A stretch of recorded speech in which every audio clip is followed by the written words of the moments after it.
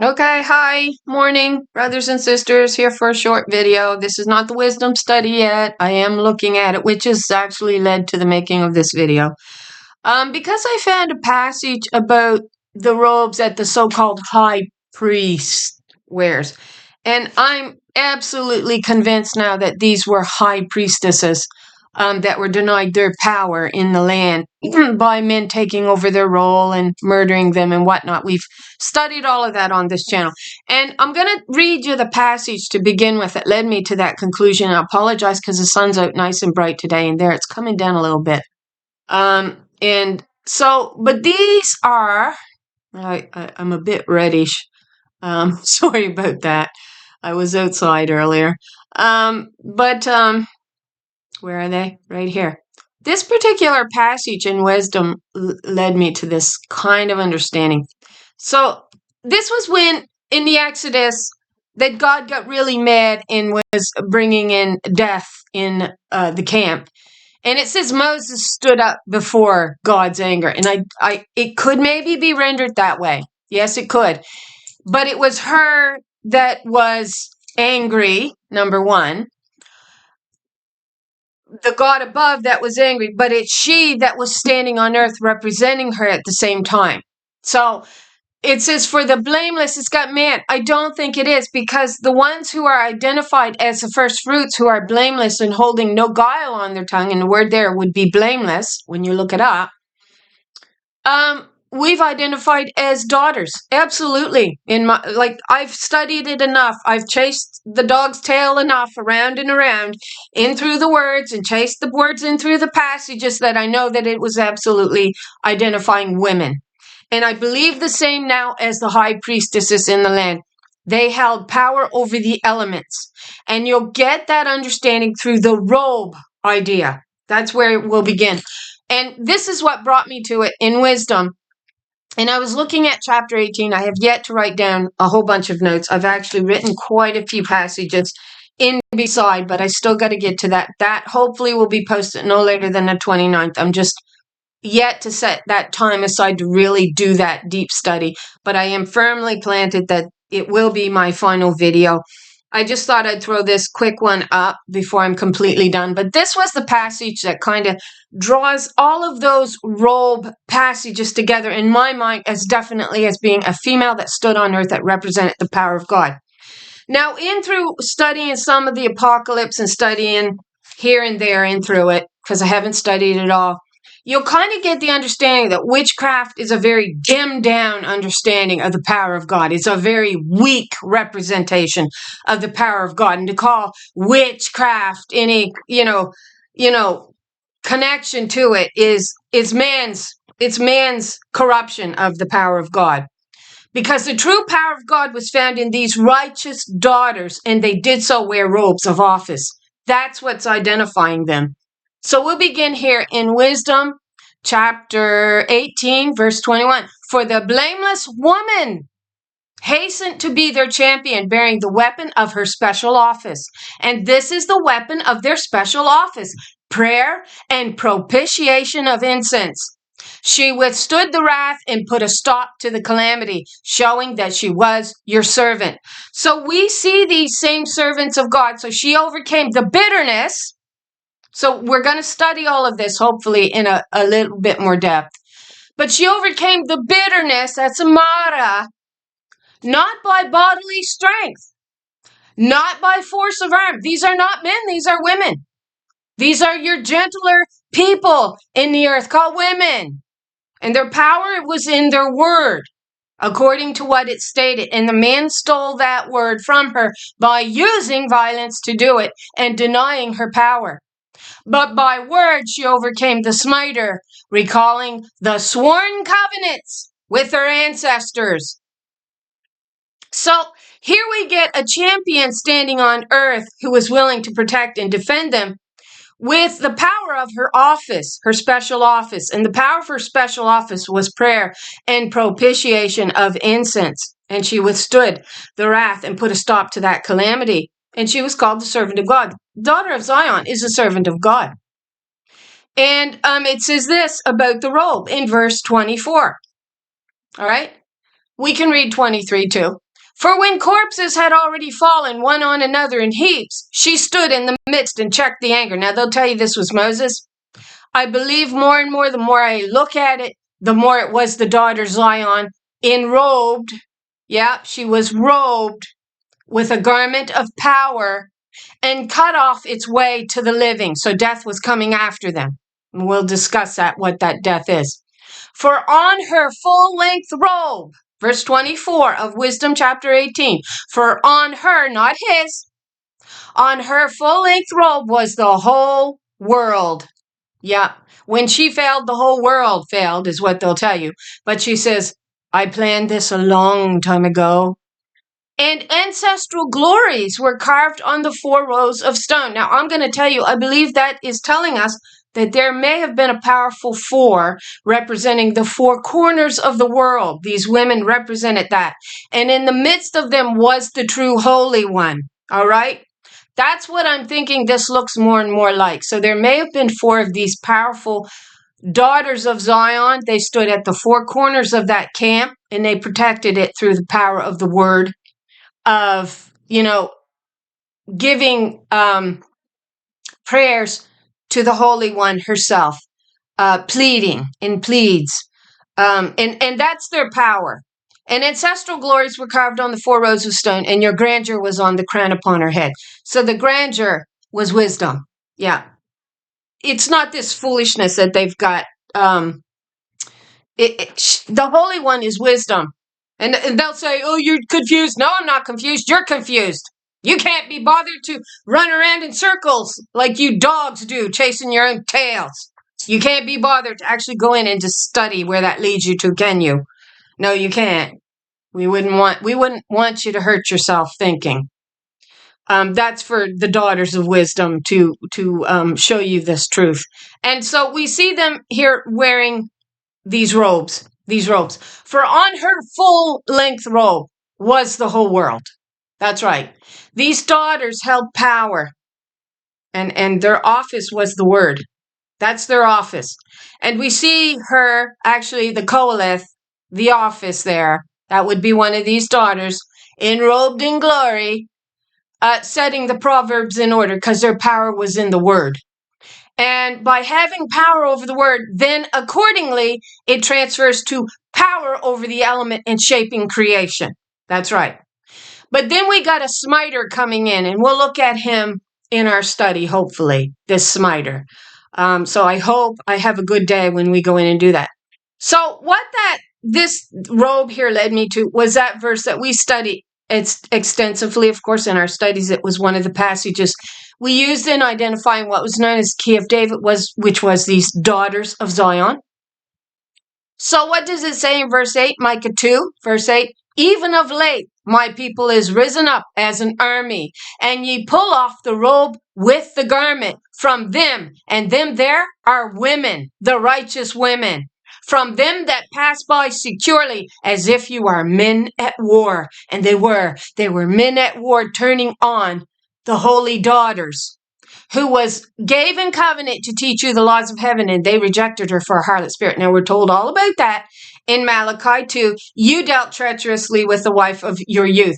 And the treachery that they were using was to rip their glory away from them, which was the office of the word. The power of the word was their office that they held. And so over time, they began to replace these enrobed daughters with glory with the high priest, or with men, right?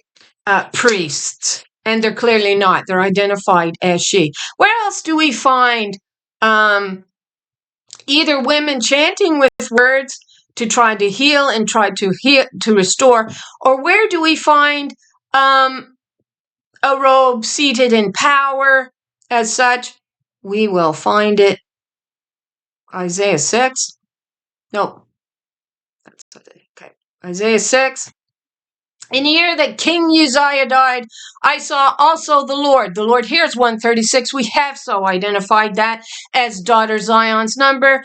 If you want to be bothered to actually know how we came to that conclusion, you would actually have to put the time in watching the videos and studying along to see the truth of it for yourself, which we know from the scriptures themselves, most will not do that. They're not willing to do that. They're not risking the contamination. No, it's not a contamination. You're already contaminated. You're trapped in a ditch and you can't get yourself out of it.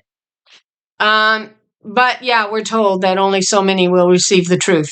So I saw also the Lord sitting upon a throne, high and lifted up, and heard, it says train, no robe. Another word there for it would be robe. A train has the idea of the bride being seated here, as they call her, but she's really the spirit of the original covenant. We know the covenant to be disannulled is spoken of where? Oh, I can't even remember. Isaiah 28, I think, is where the covenant that is in current usage by men to keep women subjugated to their man head, who is God in the heavens. That's a covenant that will be disannulled. So this is the wife, or the spirit is how I'll call her, not wife. The spirit of the original covenant that was denied. And she's Lord 136, and she wears a robe of glory that no man can take from her. It was always hers. And she says in 2 Kings 19, I planned this a long time ago, so don't tell me I don't know what's going on, because I do, because I planned it. So I saw also the Lord sitting upon a throne high and lifted up, and her train filled the temple. Above it stood the seraphims. Each one had 6 wings. So we discussed this in another video as well. And what was interesting, we linked her robe of glory here to the passage, and I did forget to pull it up. Let me see if we can pull it up here. Those who's been here knows the verse.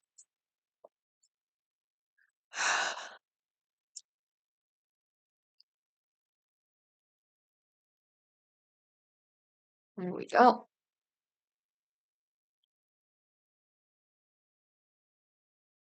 No, that's the wrong verse. Sorry, I'll get there.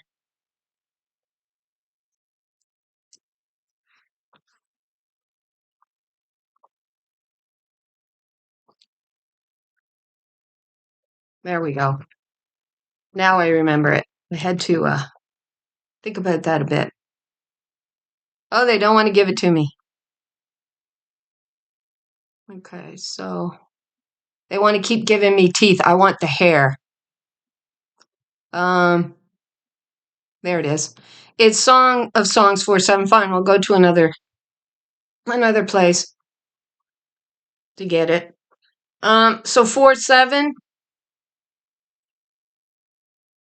It's gonna let me scroll. Okay. What does it say?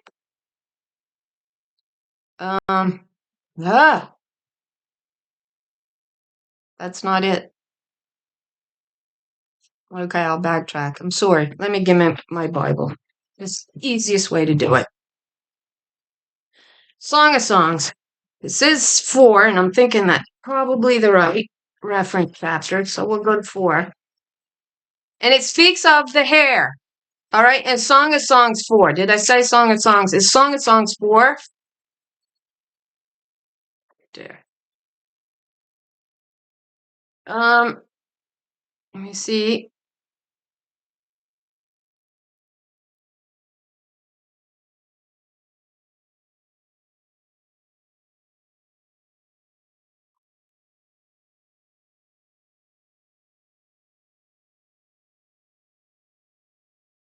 Well, do you think I can find that verse?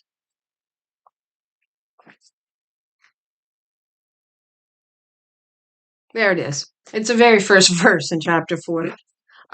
Behold, thou art fair, my love. Behold, thou art fair. Thou hast dove's eyes within thy locks. Thy hair is as a flock of goats that appear from Mount Gilead. So the idea is her hair is streaming down, right? Mount Gilead, this long stream, this long train of hair. And it's interesting that it's she-goats. That is the glory, her glory. And her glory is identified as the key of David, as the daughters of Zion, as the strong ones who are willing to climb for the truth. That's right. Not a weakling stuck down, trapped in the ditch with the men teaching a religious lie. Right? They denied their glory in the beginning, and we're clearly shown it was these women. And they wore these robes of glory to identify them, and their power was their word. You get it? So it looks like a real knockoff of witchcraft, which witchcraft can't even begin to attain to the power of God that these daughters represented on earth. Not even close, because they've muddied the power of God with man-made religious lies and laws, and gave some of their power, at least as the idea, to these sorcerers who really had none. And we see now why he didn't. We see what he does with power. He muddies it. He makes it dirty. He makes women dirty under a religious lie of men. That's what he does. So what does it say in Jeremiah 9? Oh, that my head were waters and mine eyes a fountain of tears. I believe this was the daughter Zion herself. They've got it as Jeremiah. We're going to shift it over to who I think it was, which was the daughter Zion herself. That I might weep day and night for the slain of the daughter of my people, my dear daughters, who was my glory. That's right. Oh, that I had in the wilderness a lodging place of wayfaring men, that I might leave my people and go from them, for they be all adulterers, an assembly of treacherous men. And they were stabbing these women who were called glory, who held the power of God on their tongue.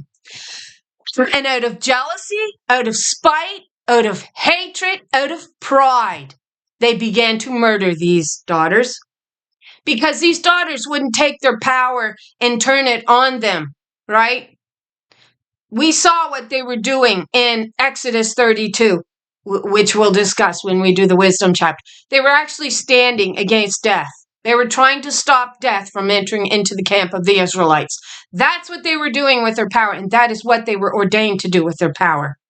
And they did it to the end. And then it says, you rejected the gently flowing waters of Sheol, your scepter and the way that I rule. You rejected her.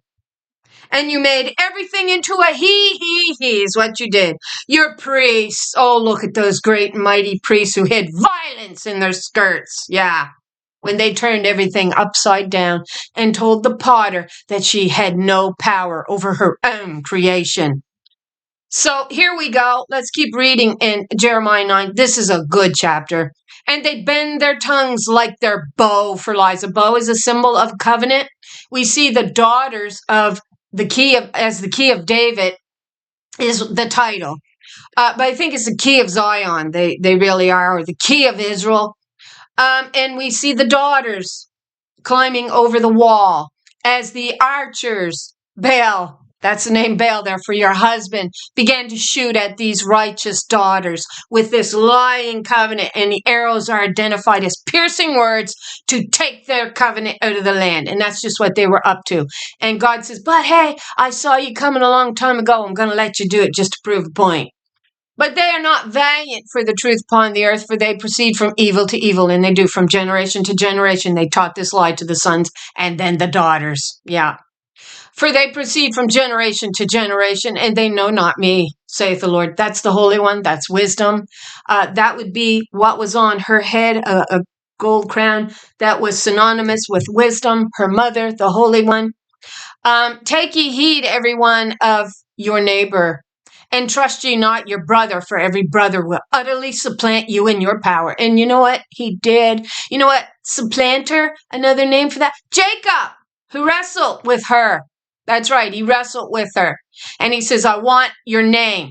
That's basically what he's saying. I want to be called Israel. And that was her name, the woman's seed. And every neighbor will walk with slander. And they do even yet today, because they are too cowardly or too weak and stupid or too boastful and proud to even concede that they are wrong. And they are absolutely wrong.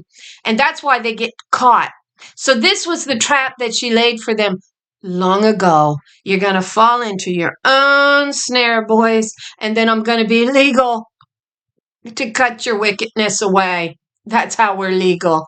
Yeah. So you fall into your own snare, your own web of lies, and all those harlots that go along with it. Yep. Become those wicked witches that empower this religious lie by harlotry and all the things that go along with that.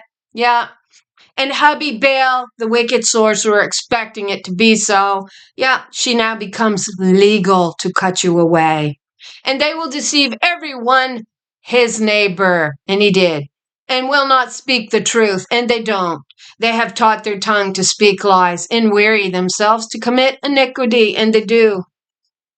Thine habitation is in the midst of deceit, dear daughter. Your house is in the midst of deceitful men who dealt treacherously with a wife or the spirit of the original covenant. And through deceit, they refuse to know me, saith the Lord. They refuse to know mother. They refuse to know wisdom. They refuse to know the daughter. Yeah, that's okay. We're moving to legality now to cut you away. Therefore, thus saith the Lord of hosts, behold, I will melt them and try them. For how shall I do for the daughter of my people? You don't want to be found walking in daughter Zion's law, which is Mother Wisdom's truth and her law and instructions, then we become legal to cut you away. All right? That's what it looks like. Therefore, thus saith the Lord of hosts, behold, I will melt them and try them. For how shall I do for the daughter of my people? Their tongue is as an arrow shot out. Yeah, okay, so I say their teeth. Your teeth becomes, but the daughter Zion's teeth are promised to become a threshing instrument. She threshes through the chaff, the lies, the deceit. And the food is the real truth, right? That the wheat that you're left with is the real truth. It speaketh deceit, one speaketh peaceably to his neighbor with his mouth, but in his heart he layeth his wait. And he did. He ensnared you in a lie. That was his intention. He used violence to do that with. Shall I not visit them for these things, saith the Lord? Shall not my soul be avenged on such a nation as this, such a people as this? For the mountains, okay? So we're going to move on because I do have a few other passages I need to bring in with the robe. But what does God say? But they have walked. Okay, we'll go to 13. And the Lord saith, because they have forsaken my law, which I set before them, and they have not obeyed my voice, which was the daughter of the voice, the daughter of Zion, who wears the robe of glory and who has power over the word, neither walk therein, but they have walked after the imagination of their own heart, and after Balaam, which their fathers taught them, evil to evil to evil, from generation to generation to generation. They have taught themselves Baal, idol worship, man as God, husband as Lord and God. Don't matter what religion you want to look at. Therefore, thus saith the Lord God of hosts of Israel, behold, I will feed them, even this people, with wormwood. Wormwood is what? A bitter law, which came to yoke the daughters who were going along with the lie. She's most upset and disappointed with you daughters. You are treated as if you are subhuman under the religious lie and law system, and yet you go along with it. So she says, I will feed you with wormwood, and I will give them water of gall to drink. You want the bitterness, girls? You deserve it. You want the bitterness, boys, of judgment falling on your miserable head, your proud head? You'll get it. I will scatter them also among the heathen whom neither they nor their fathers have known, and I will send a sword after them till I have consumed them. So let's go down. Here we get the women with the word, thus saith the Lord of hosts, consider ye and call for the mourning women. So they're singing songs, and we're going to hit them singing songs, which was their sacrifice in the wanderings, according to what we're going to read in wisdom, was their actual sacrifice, was the singing of these songs and words to the Holy One that kept the death at bay, is what did it. So, and let them, what does it say? And call for the mourning women that they may come, and send for the cunning women, that's your wise women, that they may come, and let them make haste and take up a wailing for us. Now that has the idea of a chant or a singing. That was your wise women of glory, whose office is identified. We read it in wisdom. And they also wore these robes that identified them. We see the men, in Micah chapter 2, tearing this glory away from the daughters, which was identified as the robe of authority, which represented the office that they ruled over. And then we see them ripping the garments off in defilement. They were defiling the righteous daughters. And God says, shall I not pay? Shall I not bring vengeance upon a people such that does this thing? And then calls it a truth and calls it love when it's built on absolute hate your system? And you think we're going to let it go? Nah, it's not going to go. And she promises you that judgment. Thus saith the Lord of hosts, consider ye and call for the mourning women, the wailing women who mourn, and send for the skillful, the wise women is what it is.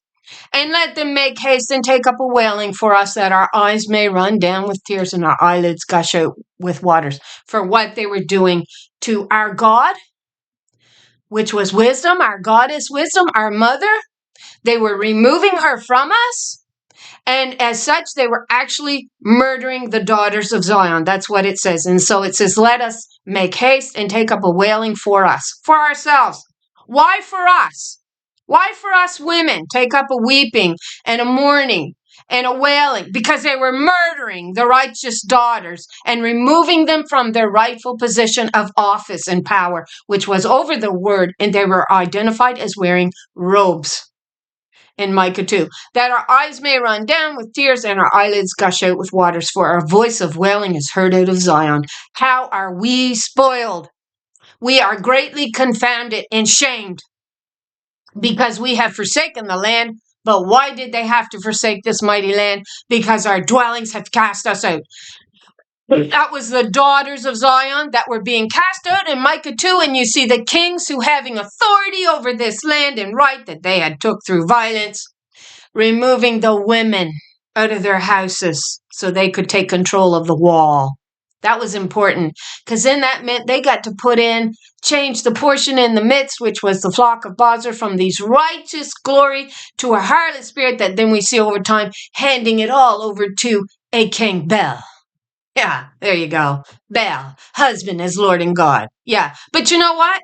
There he makes so much more sense. That's right. Male and female, you are without excuse not to understand the Godhead. And guess who gives life? Guess who forms the clay? It ain't Father, it is Mother. That's right. And she says, I came in the beginning, and I will come in the end to testify, because no man that you ever sent could tell you what these scriptures were telling. None of them. Jesus professes to be the key of David. That's all he ever does. But does he ever break them down for you? He never breaks anything down. You know what he says? Me, and Father, Father, Father. That's what he says. That's what he says. Yeah, he never ever told you anything about what these Old Testament passages said. That sounds so mysterious to our ears. She says, I'll send my daughter to you in the end, and she will speak words that you have never heard before. And I'm part of that crew. Yet hear the word of the Lord, O ye women, and let your ear receive the word of her mouth, not his. There we go with husband got to keep little wifey in line. That's a covenant to be disannulled. I will remove the name of Bel off of your tongue. He is not your Lord and Master, and he never was your head. You got your own. She's called wisdom. Please do reason with her. And let your ear receive the word of her mouth, and teach your daughters wailing, and everyone her neighbor lamentation, because they were murdering the truth out of the land. It says truth and equity stood afar off and could not enter in. And then it says truth staggered in the streets. Yeah, go look it up. We're understanding the passages, and we're understanding it through the key of David. Christ never told you what these passages meant, and it wasn't Christ, it was Baal. Joshua died upholding her law, the 10 Commandments. He didn't walk the Torah. That's the religious lie in the land. He walked her 10 commandments. You rejected the gently flowing waters of Sheol, and that's what you did. So where else do we find a robe? Well, we find it in Isaiah 63. We find a robe here. And this was the purpose of them being allowed to lay the snare. so that she could cut away the wicked that had done it. She becomes legal when she wins her case to cut away the wicked. I sign now. Boom, boom, my defense. And 3, Axis has the idea of 69, right? And we got this up and down. Of course, it's a dirty idea too. When you look up 69, it's ridiculous. Anyway, it has to do with the covenant numbers. It does. 23 may have to do with the chromosomes of the mother. They'll hold 3 X's. They'll be double blessed, it says. So a double, we had an XX, but we're getting this triple again. At times, like with this eclipse, which may lead to big things and it may lead not to big things. It will be determined by the people themselves what happens. You've been warned by a daughter like myself. If you don't want to hear those words, that'll be on you. But you understand in the future there is this idea of a cutting away coming through. So we discussed the defense, all right, in I think our last video. I'm not sure. I think I did. So where's the garment? Where's the robe again? Right here. We find it in Isaiah 63. Who is this that cometh from Edom, Adam, with dyed garments from Bozrah, from the flock of Bozrah? She cuts away the wicked daughters, obviously, in the midst, which, by all apparent, is being held by men, because they deny the power of the female. Or she is truly hid, which is hinted at in Isaiah 47. No one sees me. She says, I will never be widowless. I will never be childless. But we also get the idea that it's a man inside of a man. The abomination of desolation shall be childless. They will all fall for his covenant and his lies. And she, as the harlot spirit, identified as Baal herself, is no different. And then we get the one who testifies against this lie of Adam, setting the case in order in, I can never remember which chapter, Psalm 50 or 55. And she says, you thought I was just like you. You thought I was a man just like you. Or you thought I was a harlot just like that over there, bound to you. I'm not. I will never bow out of sickness. And that's what this is. It's a sick lie. And it's ordained to get the women to bow at his feet and to kiss his backside. That's really what this lie has done. Because over and over and over again, well, you women have rights. They remove the rights. So you got to fight for him again and again. And he's not fit to be in covenant with, God says. He's not fit. Because all he thinks about is himself. That's it. All glory to Father and Son. That's it. It's all about number one. She had a gentle way about her, a gentle flowing law system. And you rejected that from her. And she worked to protect you from death coming in. And you rejected her for death. So here at the end, you have the opportunity to not reject death, and yet so many are simply going to do that, which then puts her in a position of legality, however you want to say it, legal right to cut you away. You give her that yourself when you turn away from her truth. So who is this that cometh from Edom, Adam, with dyed garments from Bozrah? This that is glorious in her apparel. She's finally got her robe back. Travailing in the greatness of her strength, I that speak in righteousness, mighty to save. She'll lead you out of the pathway of death. She will. And she'll lead you in the pathway of truth. We get her saying that in Isaiah 42. This is the same one right here. Wherefore art thou red in thine apparel? She's legal to cut the wicked away, because she won her case. And thy garments like her that treadeth in the wine fat. And it's typically the women that did that and do that. I have trodden the winepress alone, and of the people there was none with me. For I will tread them in mine anger, and trample them in my fury, and their blood shall be sprinkled upon my garments. And I will stain all my raiment. So we get the color red here happening. And we identified the jars that the daughters are representative of in another video with the gemstones, as red jars holding the water. And that red means a suffering servant. But as a suffering servant, then she comes back under the law, proving her case, setting the case in order. Long time have I held my peace. You thought I was just like you, a man. No, I'm not. And I'll set my case in order, and then I'll be made legal. I'll be given legal rights to cut the wicked away. And that's what this is all about. Legality. And their blood shall be sprinkled upon my garment, and I will stain all my raiment, for the day of vengeance is in mine heart. What's the day of vengeance? The day of the Lord. And the year of my redeemed is come. Yeah, the ones who will really stand for the truth. You're redeemed through the truth, not a lie. Not through blood. She's cutting the wicked away. That's what that gives her, the right to cut away the wicked.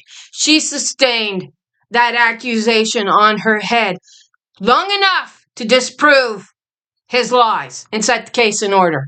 That's right. And there's one in the ancestry. We don't know who she is, and she's gave that ability to be able to do that. That's right. And I looked, and there was none to help. And by the way, they have worked to try to keep that hid from the line, from the lineage. They work to hide that from that female line that has the power on them, that has the power to disprove their lies. That's right. And that the Lord will hear it. For the day of vengeance is in mine heart, and the year of my redeemed is come. And I looked, and there was none to help, and I wondered that there was none to uphold. Therefore mine own arm brought salvation unto me, and my fury, my wrath, held it. And I will tread down the people in mine anger, and I will make them drunk in my fury, and I will bring down their strength to the earth. Yeah, you think the Christians are so powerful and so linked onto they're going to be scattered. This power of lies that they're calling holy is going to be scattered. We also get another mention of the robe, don't we? No, I think I read them all. So we had the mention of Isaiah 6, she who is robed with a long train. That's representing the spirit that was denied. We see it in Wisdom chapter 18. Yes, part of the Apocrypha. No less important in many ways. It's actually helping us draw the truth all together, which is why they initially removed it, I believe. And they're called your she-goats because they are your strong ones who are able to climb to the top of this mountain of lies, is basically your understanding, and to get to the truth, to the heart of it. I write the truth on your heart. You'll know it when you hit it. You'll know it because it'll reason, which is why she's wearing this crown on her head, which says holy unto God. And she's holy because she gives all reverence and song and chant to wisdom, who it belongs to. I'll tell you, she says, you gave my name to another as if he was a creator and could give. Without life, there is nothing made. Nothing. That's why she says, I am the creator, the maker, and the potter of all things. Without life, nothing happens. Nothing is made. Nothing is done. So that's why she holds the title, for anybody who can't reason it. Without life, you have nothing. Nothing. So Ezekiel 34:17, just a quick reference to, they'll go the sheep and goat judgment. No, that's not what it says in the Old Testament, but that's what Baal wrote in the New Testament.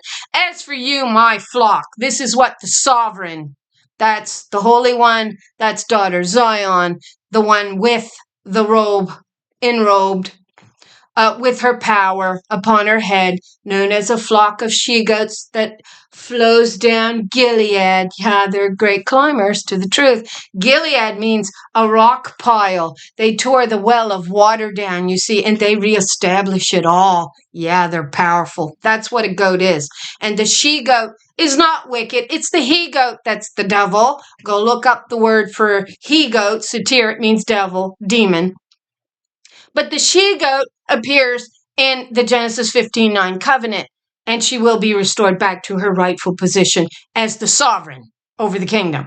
And so we have the sovereign speaking here, and she says, as for you, my flock, this is what the sovereign Lord says, I will judge between one sheep and another, and between rams and goats. So it doesn't say the sheep on one side and the goats on the other. You see what it actually says? I will judge between one sheep and another. Those who's not strong enough to realize the truth but may follow it, those are my sheep. And those who are too stupid and weak to get anything, I'll judge between one sheep and another. And between rams and goats, between the leaders. And your rams were not your high leaders, your she-goats were. She was your sovereign. Your rams were to enforce that law. That's what they were supposed to do, and they did not. They turned on the wise women, on the daughters of Zion, or the daughter of Zion herself, who wore this robe of glory, and her office was over the word and power to give glory, which staved off the anger of God. So that's our video, our quick video. I don't know how quick is it. Oh, 40 minutes. So, oh, sorry. Sorry about the sun. I apologize for the glare. I thought about making it in other parts of the house, but the glare is really bright. Oh, there we go. I should have stayed here. So there we go. We see the high priest. It's the high priestess that wore the robe. It was never a high priest. If there was a high priest, his role was to follow what she told him to follow, which was the law of God. And that was a gently flowing law system. And she even protected him from death on multiple occasions. And when it just come to the point where they just were not receiving him. And I think she became really frustrated when Moses himself struck the rock. Well, the rock was identifying the foundation stone, which was your daughters of Zion. And when he struck that just made her so mad. I really see that in there. Anyway, it's there if you want to study. If you don't want to study it, you want to come under God's judgment, then I'm sure you're going to do that. But it's about legality, I think. It's about becoming legal with the ability to cut away the wicked that won't walk in the way of God. That's what it's about. Presenting the truth. If they don't want to walk in those ways of God's truth, which isn't a he, it was never a he. God said, you saw no image, make no image. You walk in the way of God. You weren't to make idols of these women. You weren't to make idols of a man. And over time, we actually saw them making idols of women, making idols of men. And then over time, the men tore the female idol down and told the women, hey, you can come worship at ours. And you got that idol standing in Daniel 2. And now they're saying, Jesus says, don't follow that idol. Jesus is the idol. You were to have no idol, neither male nor female, but you made yourselves a male idol, didn't you, boys? And you turned away from the truth of God. And you've still got so much bloody pride, you can't reason. You refuse to. You're in your own snare. And she was so hopeful that you would fall into it, because now she's legal to cut you away. Yeah. She says, let's go there. Let's go there. Where she says it. It is 2 Kings. 2 Kings 19. The daughter of Zion has shaken her head at thee. My, how stupid we have become, boys. Can't reason, don't wanna. Well, okay, you don't have to. So what does she say? So we already studied Sennacherib, that pointy cherub, and what he was up to. How the Assyrian oppressed my people in Egypt, and then they followed him out. It was a mixed multitude of the Egyptian, not just Egyptian, the Assyrians were there as well. But anyway, we'll look at that. So what does she say? And Hezekiah prayed before the Lord and said, O Lord of God, which dwellest between the cherub, thou art the God, even thou alone, of all the kingdoms of the earth. Thou hast made heaven and earth. Lord, bow down thine ear, hear, open, Lord, thine eyes, and see, and hear the words of Sennacherib, which has sent him to reproach the living God. She was the living God. She stood on earth. Of a truth, let me see. We'll find it.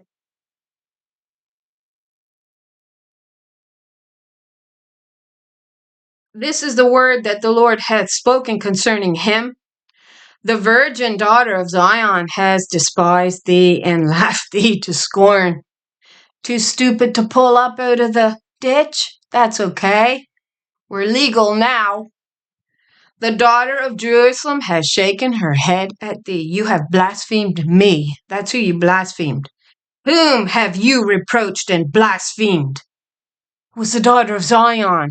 That's who you blasphemed and reproached, boys, and you're still doing it. And it's called wicked pride of the accuser, Satan, which is the same as Adam, Baal.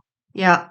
And against whom hath you exalted your voice and lifted up your eyes on high, even against the Holy One of Israel? That was the daughter of Zion. So she says,